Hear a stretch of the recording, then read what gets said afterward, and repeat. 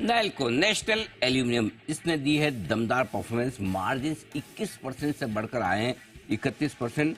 मुनाफा 94% बढ़कर पहुंचा है 1000 करोड़ के ऊपर 1015 करोड़।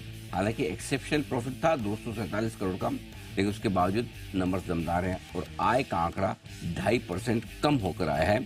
तो ओवरऑल नेल्को ने बहुत ही मजबूत परफॉर्मेंस दी है इस तिमाही में।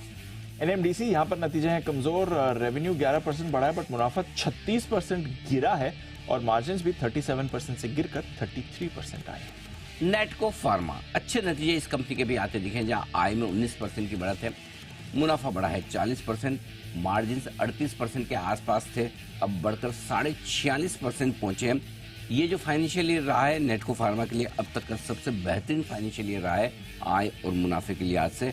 स्टॉक में एक्शन पिछले 3 महीनों में एकदम फ्लैट रहा है, बढ़ने के लिए है तैयार।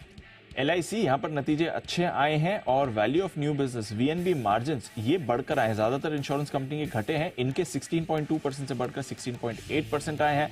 नेट प्रीमियम इनकम 15% बढ़ी है, मुनाफा भी 2.5% बढ़कर आए हैं। सुमिटोमो केमिकल कंपनियों के आमतौर पर अच्छे नतीजे आ रहे हैं और वैसे ही दमदार नतीजे पेश किए हैं सुमिटोमो केमिकल्स ने भी, जहां आय में भले ही 3% की बढ़त हो, लेकिन मुनाफा दमदार तरीके से 53% बढ़कर आया है।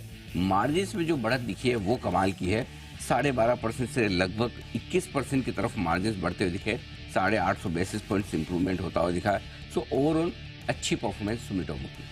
VPRPL विष्णु प्रकाश आर पुगलिया, बढ़िया नंबर्स हैं। रेवेन्यू 44%, मुनाफा 68% और मार्जिन 14% से बढ़कर 16%। ओके, इसके अलावा MCX ये रहेगा सुर्खियों में। सेबी ने एग्री कमोडिटीज में ऑप्शंस लॉन्च करने के लिए नियम आसान किए हैं। अब ऑप्शंस लॉन्च करने के लिए फ्यूचर्स में जो टर्नओवर होना चाहिए उसकी लिमिट घटा दी है।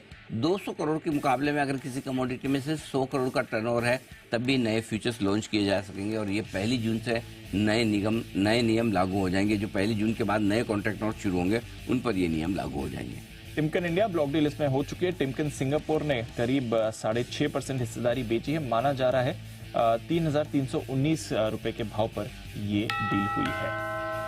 आइनॉक्स विंड और आइनॉक्स विंड एनर्जी, ये दोनों कंपनियां रहेगी सुर्खियों में। प्रोमोटर कंपनी इनकी INOX wind energy, INOX wind बेटा कंपनी है, आइनॉक्स विंड एनर्जी बाप कंपनी है। ओके, ये बेचेगी हिस्सेदारी करीबन 5%, 148 से 150 रुपए के भाव में हो सकती है।